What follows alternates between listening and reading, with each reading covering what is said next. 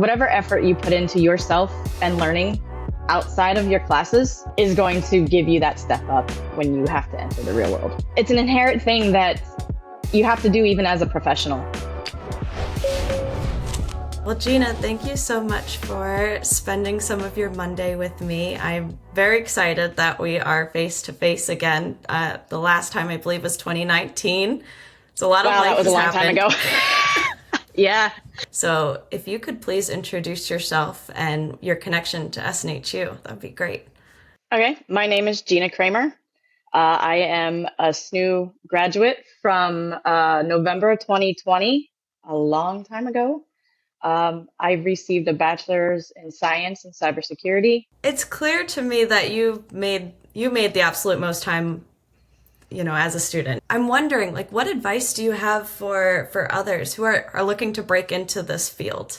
What you put forth is what you'll get in return. So if you just go to the SNHU classes, do your homework, turn in your assignments, you'll get something and you'll get your degree, but you're not helping yourself learn more. So you've got to do the extra effort outside of class.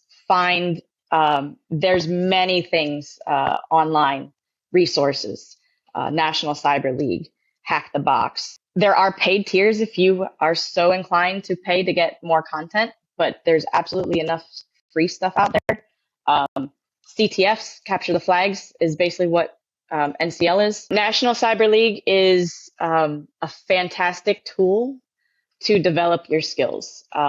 It's a competition, but it becomes more of a competition within yourself to show your progress with each season that you play. I jumped in not having any cybersecurity classes. I was still taking the gen eds at SNHU. It gave me a little bit of that technical, the stuff in cybersecurity that I was looking to get that I wasn't getting in the classes yet. And it definitely was that carrot that was dangled in front of my nose that kept me going. I did horrible my first season. I think I barely got past open source intelligence.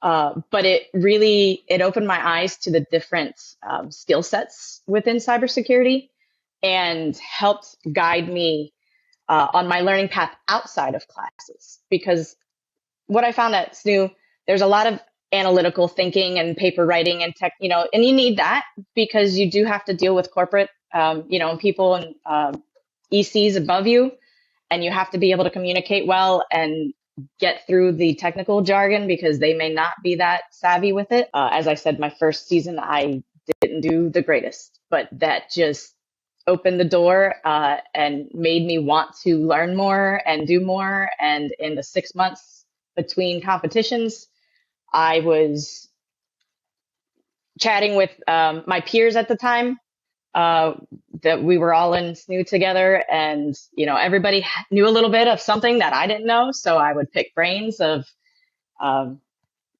other students, and it just built my like a foundation and a basic knowledge. I still say I know a little about a lot of things, so there's still areas that I understand and I can work through, but I don't have the full knowledge or skill set yet because my career just hasn't taken me down that path yet. It definitely finding we call ourselves the cyber snoopers. It wasn't an official club or organization with SNHU, but through, I think it was Pulse Connect, those platforms back when I was at SNHU, I did find we were using Slack at the time. So there was a Slack channel for cyber snoopers, and that's kind of where we hung out, real-time chat when people are around. And we did what having not being on campus and being in physical class and being able to talk to those people, the online community made that it was helpful to have that online community. So again, the online resources, there's the Capture the Flags, NCL. There are online YouTube's different people to follow that always have content. Um, Follow the cybersecurity podcast. I prefer the video ones. I don't like to just listen. I like to actually have the video of, the people going back and forth and talking. But there's plenty of those out there. And again, you can kind of find what area is of interest to you and what isn't. If you need to kind of hone down the content that's out there. Other than that, there are certifications. Depending on your career, your employer, you may be required to get some, you may not be. I don't currently have any. Had I not gotten my job when I did, I probably would have tried to get the Security Plus certification, just because that proves that you know your stuff. You had to pass this test. CompTIA is not easy. Plain and simple, you really have to know your stuff. But certifications you have to maintain and keep up. So there's always a cost associated with it. If you're not going to get a degree in cybersecurity or something, computer science related, certifications may be the way to get your foot in the door, because again, you're showing that you have the skill set, you've taken well-known tests, industry standard type things, that may help you get a foot in the door. But again, you have a cost of maintaining them, keeping them, active, taking the CEUs or whatever, to maintain them. So, and there's a ton of certifications out there as well. So you have to kind of figure out what you want. So you've been in this field now for several years and have just been adding on responsibility, adding on different leadership roles. And I'm wondering what your advice is for aspiring leaders in cybersecurity. Keep going. Challenge yourself. Don't stop learning, because you'll get passed over. You'll get run over as a speed bump and left in the dust. This field is constantly changing. The threats that are out there today will be different a year from now.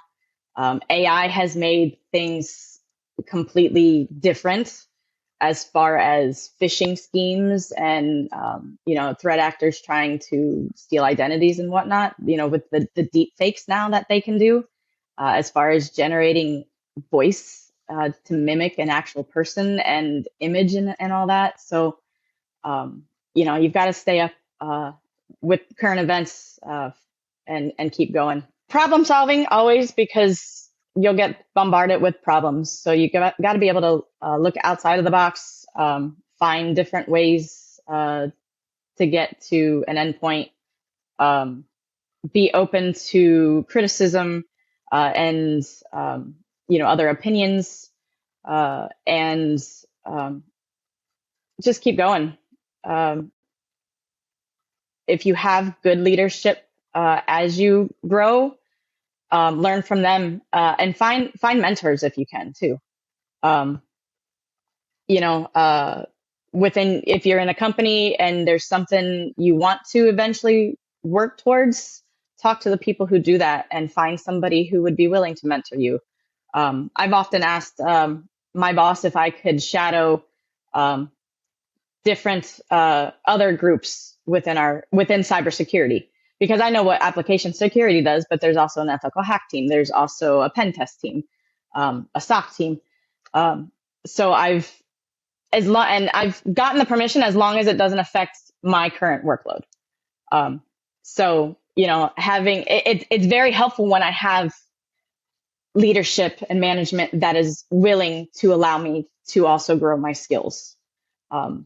I have no intentions right now of leaving my team, because I really love what we are. And I have that confidence in myself, and I know what I'm doing. And it's that security, I guess, right now. But it also does allow me to see what else is there. And, if in time something changes or I need that change, I can then reach out to the contacts that I've, made throughout the years and see what's out there for a change. I bet it's helpful to just have that context of what all of these other teams are doing and working towards. Yeah. You're all kind of working towards the same in the goal. end, right. In the end, we're all trying to protect the company. We just have different ways of doing it. I'd love to know all fields evolve over time, but cybersecurity, it feels like it's going at such, a high speed rate, and that has to be exciting. But how can analysts and other professionals make sure they don't get left behind and like stay on top of these trends and changes? Well, you got to stay on top. You got to do the research. You've got to see what's new out there. Read the blogs. Read the news. Find reputable sources.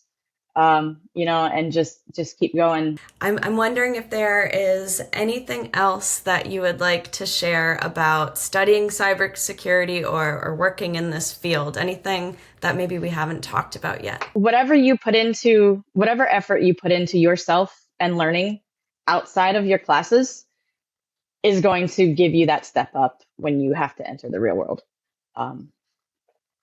It's an inherent thing that you have to do even as a professional.